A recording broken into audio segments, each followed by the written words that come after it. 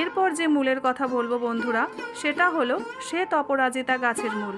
এই চন্দ্রগ্রহণ এবং ভাদ্র পূর্ণিমা তিথিতে শ্বেত অপরাজিতা গাছের মূল ধারণ করা অত্যন্ত শুভ।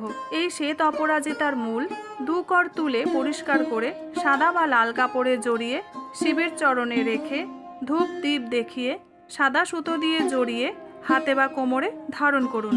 এই গাছের মূল যদি আপনারা আপনাদের মানি ব্যাগ বা যেখানে টাকা পয়সা রাখেন সেখানে যদি রেখে দেন, তাহলে অর্থপ্রবাহ বৃদ্ধি পাবে।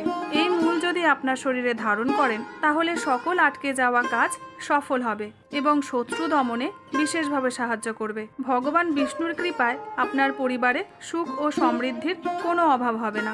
আর এই কাজটি যদি আপনারা সন্ধেবেলায় করতে পারেন, তাহলে বেশি ফলপ্রসূ বলে মনে করা হয়। তাহলে বন্ধুরা, আশা করছি আজকের এই ভিডিওটি আপনাদের নিশ্চয়ই ভালো লেগেছে। আর যদি ভালো লেগে থাকে, কমেন্ট সেকশনে আমাকে জানাতে কিন্তু ভুলবেন না।